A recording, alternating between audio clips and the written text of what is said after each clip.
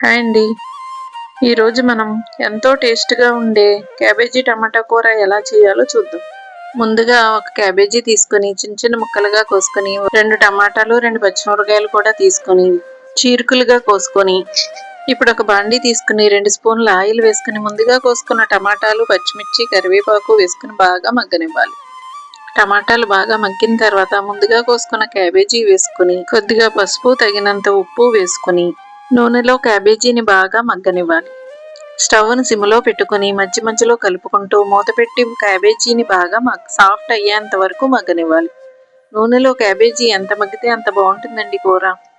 Cabbage సాఫ్ట్‌గా మగ్గిన తర్వాత ఒక స్పూను కారం వేసుకొని ఒకసారి కలుపుకొని చిన్న గ్లాస్‌తో అర గ్లాస్ నీళ్లు సరిపోతాయండి. నూనెలో క్యాబేజీ బాగా మగ్గుతుంది కాబట్టి నీళ్లు ఎన్నో పట్టవు. కూర దగ్గరకు వచ్చేంత వరకు ఉడికించుకొని స్టవ్ ఆఫ్ చేసుకొని సర్వ్ చేసుకోవడమే. ఈ వీడియో మీకు నచ్చిందా?